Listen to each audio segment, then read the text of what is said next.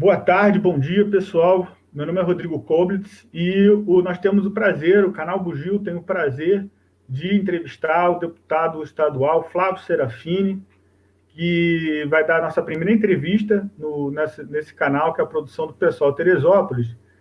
Muito bem-vindo, muito prazer, muito obrigado por ter aceito esse convite, Flávio. Vai ser um prazer esse diálogo contigo. Olá, Rodrigo. Muito bom estar aqui com vocês, muito bom estar debatendo com vocês do pessoal Teresópolis um pouco sobre a situação aqui do estado do Rio de Janeiro. Legal. Então, vamos começar a conversar sobre o Estado. Flávio, nós temos algumas ações aí com essa pandemia que surgiram, tanto ações benéficas como as ações de solidariedade, ações de pessoas que se importavam com as outras. Eu acho que isso, inclusive, determina muito as ações das pessoas e dos grupos, né? Quem se importa com a vida do outro, quem não se importa. A gente tem visto essa divisão aí acontecer no Brasil e também no Estado. E eu queria, então, Flávio, se você pudesse falar um pouco sobre esse papel da solidariedade e o papel da solidariedade que o pessoal tem desempenhado também. A gente, enquanto militante, recebeu uma orientação para se esforçar e dedicar tempo e esforço para as ações de solidariedade. Eu queria entender como é que você está vendo isso no estado do Rio de Janeiro, se esse papel da solidariedade está tendo uma influência no tratamento dessa pandemia que nós estamos vivendo. Olha, Rodrigo, a gente está no momento, né, como você acabou de dizer, de uma pandemia. O que isso tem significado para a vida cotidiana das pessoas? Tem um vírus que está se disseminando, que pode ser mortal, que já vitimou centenas de milhares de pessoas no mundo inteiro e que a forma mais eficaz de combatê-lo é através do isolamento social. Só que o isolamento social ele só é possível se as pessoas tiverem condições de sobreviver em isolamento social. Isso no Brasil tem sido muito difícil. Primeiro porque o governo Bolsonaro resistiu em adotar um programa de renda mínima para garantir que as pessoas fizessem em casa. Depois, quando o fez com um tipo de cadastro nacional extremamente sujeito a falhas, então tem muita gente que precisa sem receber e muita gente que não precisa recebendo, isso é uma característica desse modelo, e tem atrasado. Então, as ações de solidariedade, elas se tornaram ações duplamente importantes, porque, em primeiro lugar, elas levaram um alimento para muita gente que não tinha, num cenário onde a nossa crise econômica e social no Rio de Janeiro se agravou. Em segundo lugar, elas, ao levar alimento para quem não tem, ela permitiu que essas pessoas tivessem maior chance de se preservar, de fazer isolamento social, de ter que ir menos para a rua, para a luta, para conseguir o seu sustento. E é interessante porque a gente tem visto toda forma de solidariedade, desde a arrecadação de recursos através das vaquinhas online para compra de alimentos, até mobilização para que as pessoas doem alimentos e eles possam ser redistribuídos, especialmente nas áreas mais pobres, até iniciativas que buscam fortalecer também a agricultura familiar, fazendo uma aproximação da agricultura com a cidade.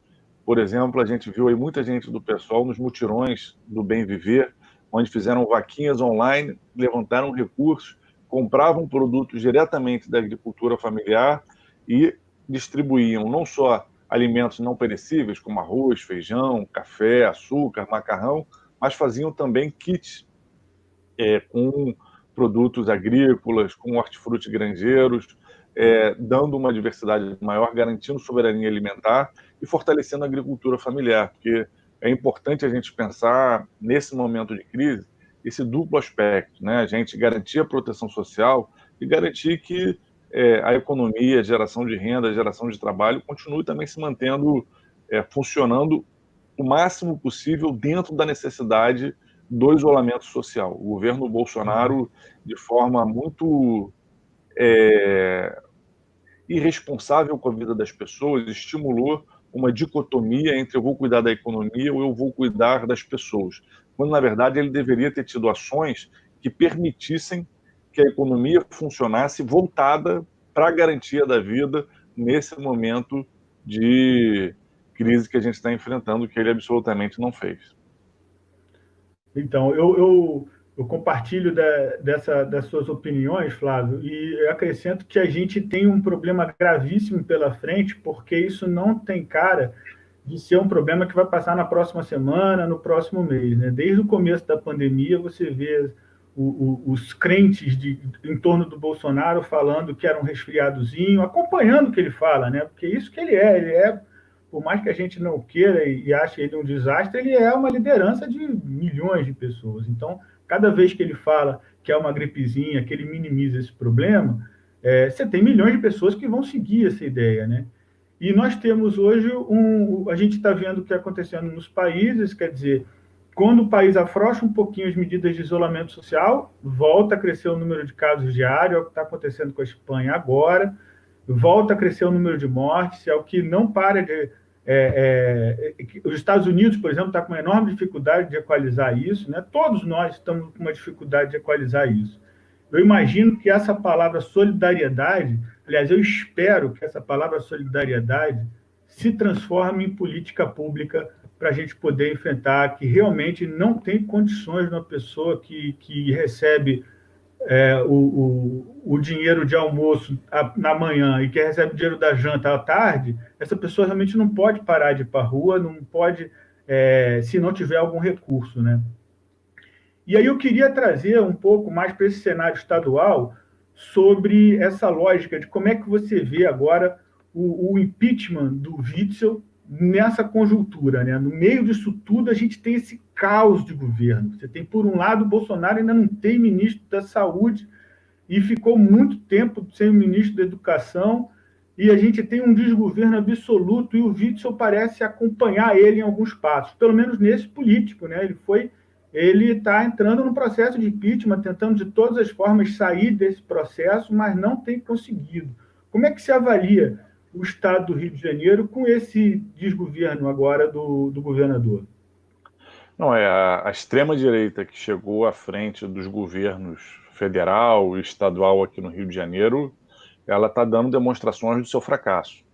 O governo Bolsonaro, em plena pandemia, nos deixa sem um ministro da Saúde, temos um ministro interino, o terceiro, né, que fica durante a pandemia, abre mão de coordenar o enfrentamento à crise, fica criando polêmicas absolutamente artificiais, né, que mostram, na verdade, a falta de compromisso com a vida da população, ele desdenhar, né, do Covid-19, uma doença que, quando chegou no Brasil, já tinha matado mais de 150 mil pessoas pelo mundo, né, absolutamente inédito no mundo, né? Nem o Trump, nem nenhum outro país do mundo a gente teve um desdenhar da Covid-19 como o governo Bolsonaro fez com uma política de morte. Eu não tenho dúvida que se a posição do Bolsonaro não fosse de boicotar o isolamento social, de estimular que as pessoas não usassem máscara, de estimular que as pessoas fossem para a rua, se ele não tivesse feito isso, eu não tenho dúvida de que no Brasil a gente teria tido muito menos mortes do que tivemos. E o governo Witzel, por outro lado, começou com um deslocamento, né, se afastando um pouco desse discurso bolsonarista, falando da gravidade do coronavírus, iniciando o processo de isolamento social precocemente aqui no Rio de Janeiro, estruturando leitos em hospitais estaduais, e de repente apresenta uma proposta absolutamente descolada da realidade de contratar uma OS, um modelo de privatização da saúde, de forma emergencial, com um contrato de quase R$1 bilhão. Ali, me parece que se abriu uma janela onde atores do governo dele viram a possibilidade de ganhar dinheiro através de esquemas, projetaram algo muito difícil de ser executado, esses hospitais de campanha em proporções absolutamente, né, fora da realidade do que tem sido feito. E o que a gente viu foi o governo começar a afundar, né?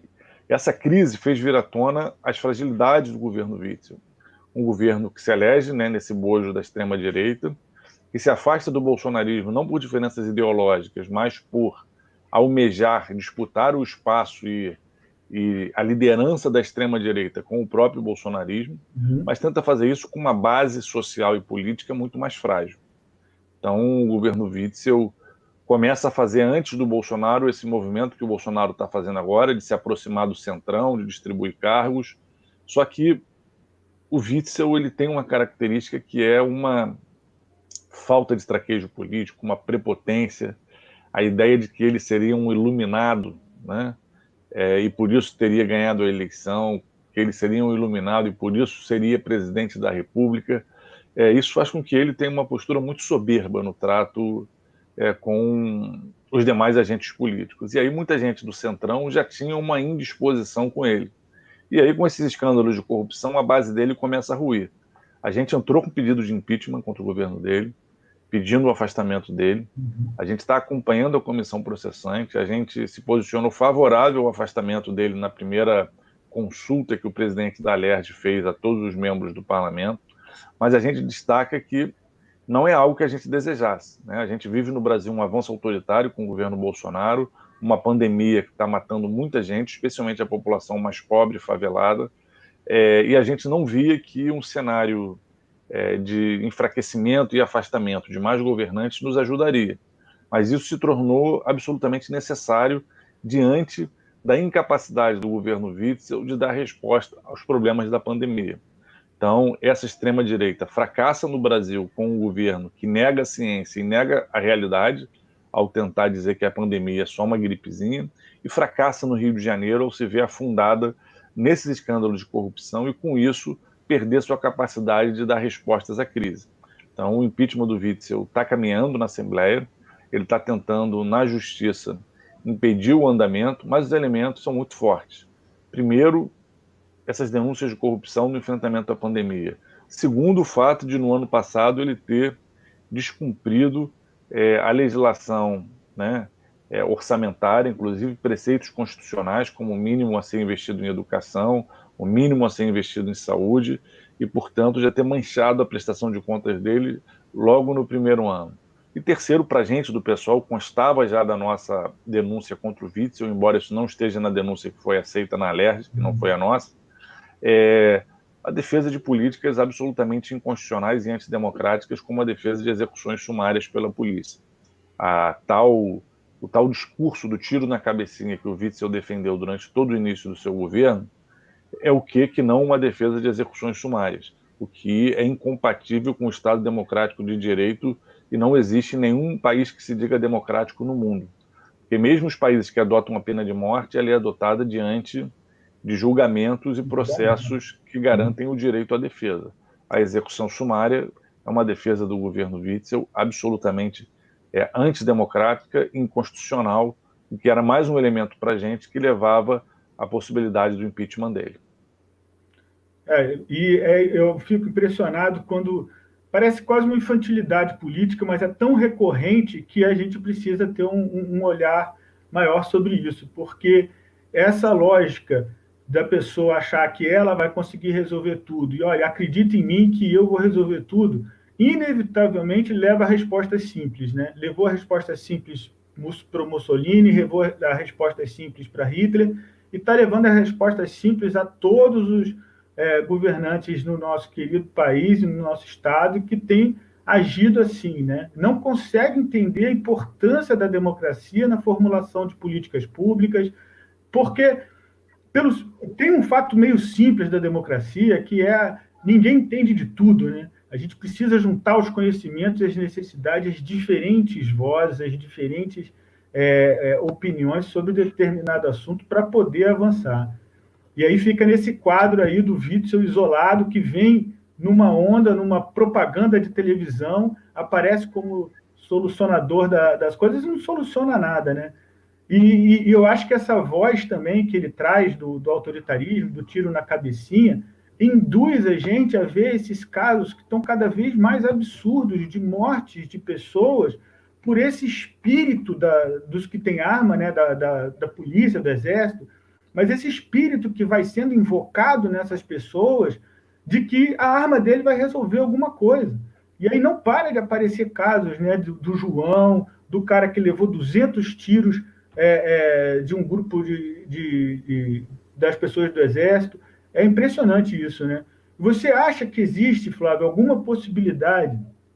Aliás, a possibilidade certamente há e nós vamos vencer isso. A solidariedade, a democracia e esse espírito de amor à vida vai vencer.